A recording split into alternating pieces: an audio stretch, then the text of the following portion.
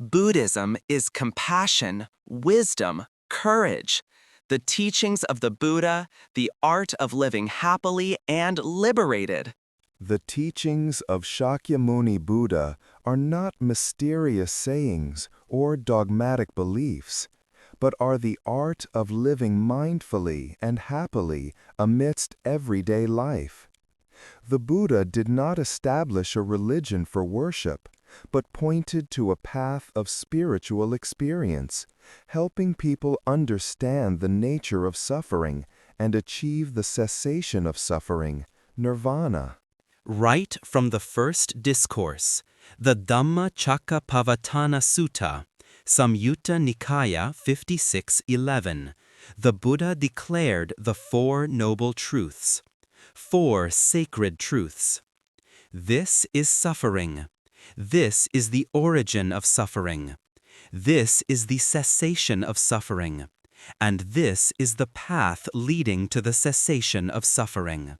Thus, his teachings begin with understanding, insight, rather than with faith.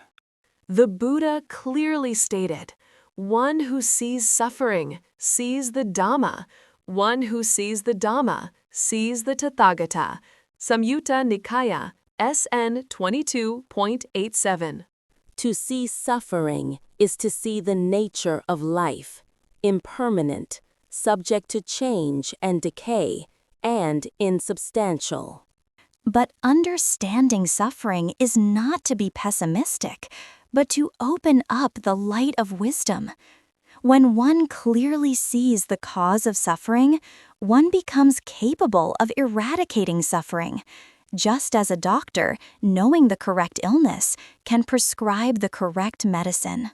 And the illness of sentient beings, according to the Buddha, is precisely ignorance, avidya, not knowing the truth, not understanding oneself, not seeing the Dhamma. From ignorance arise volitional formations, sankhara.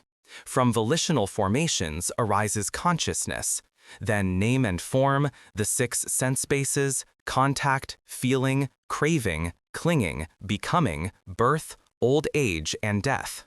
This is the cycle of the 12 links of dependent origination mentioned in the Saṃyutta Agama, Sutra 12, showing the entire process of samsara, cycle of rebirth. People usually only see the result as suffering, but do not see the stream of dependent origination hidden deep within the mind. Ignorance is the root of suffering. Thus, eradicating ignorance is the source of liberation.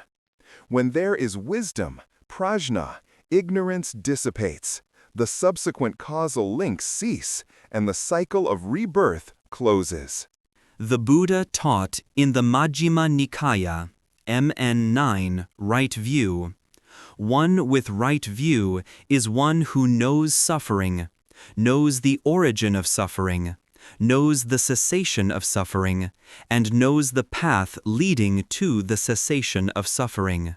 Thus, right view is not mere theoretical knowledge, but a living insight, seeing cause and effect operating in every moment of body and mind.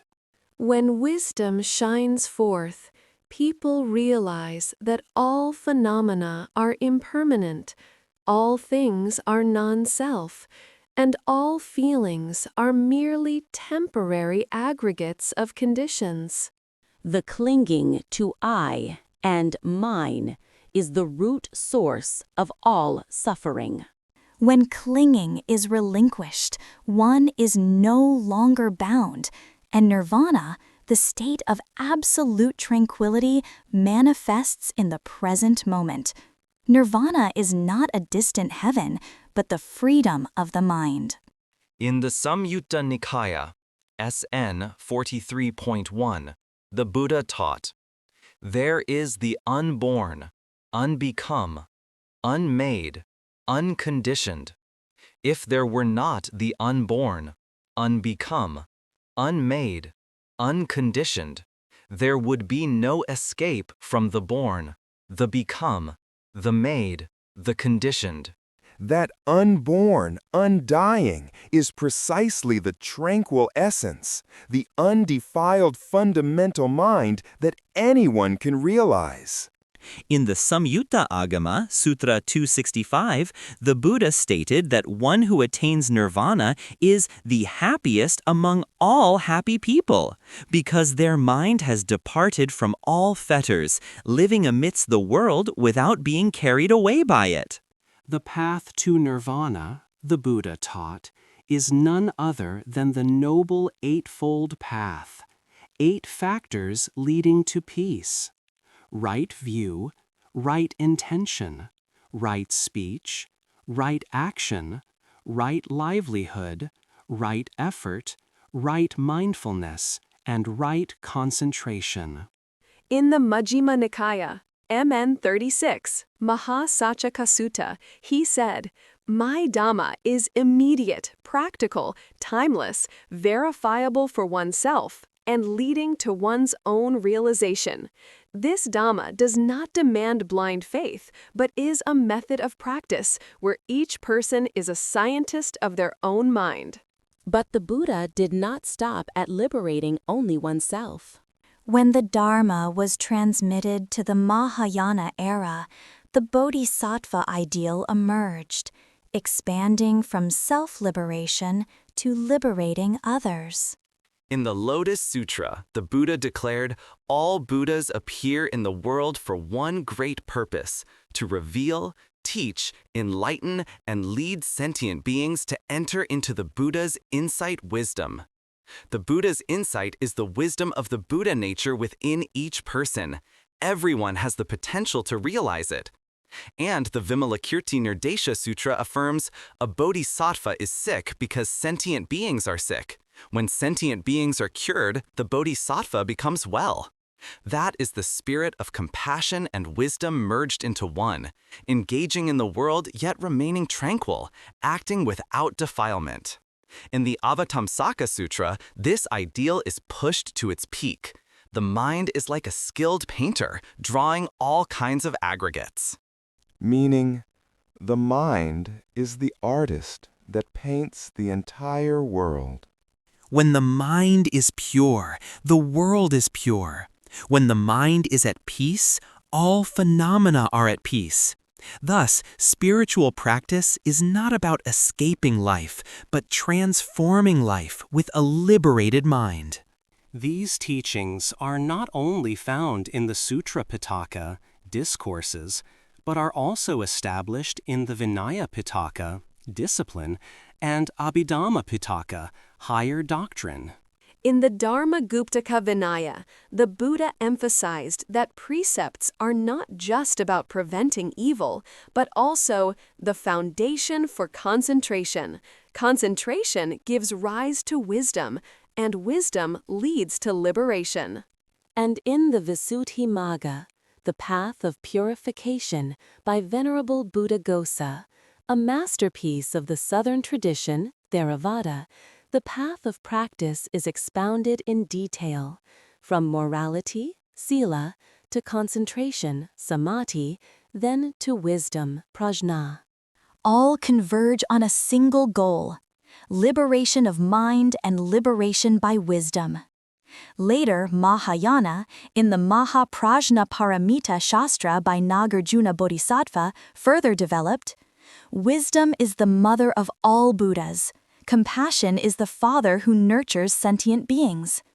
This statement affirms that true happiness is not merely personal joy, but the selfless joy of helping others escape suffering. Thus, throughout from Nikāya, Agama to Mahayana, from morality, concentration, wisdom to compassion and prajna, all converge on a single principle: understanding suffering to eradicate suffering, seeing dependent origination to attain liberation. These teachings are not distant from life, but are precisely the art of living mindfully in this world. One who knows how to look deeply into suffering no longer fears suffering. That person sees in suffering the seed of wisdom, in change the opportunity for awakening. When the mind abides in mindfulness, Every breath becomes a Dharma gate. Every step also a path leading to Nirvana. The Buddha once said in the Dhammapada, verse 203, There is no happiness greater than peace. This peace is not found far away, but right within our own mind when we know how to stop, how to smile, how to love, and how to let go. That is the wonderful art of happy and free living in Buddhism, where liberation and tranquil nirvana are no longer distant ideals, but a reality of every mindful moment in this life. Namo Shakyamuni Buddha. The 12 links of dependent origination. Here are the full 12 links of dependent origination, Dwadasa Nidana, taught by the Buddha, considered one of the most core teachings of Buddhism, explaining the cycle of rebirth, samsara, and the origin of suffering. The 12 links of dependent origination, Dwadasa Nidana. 1. Ignorance, avidya, not clearly seeing the truth, not understanding the Four Noble Truths, not knowing the impermanent, suffering, non-self nature of all phenomena. Due to ignorance, wrong actions arise. 2. Volitional formations, sankhara, karmic actions of body, speech, and mind, driven by ignorance.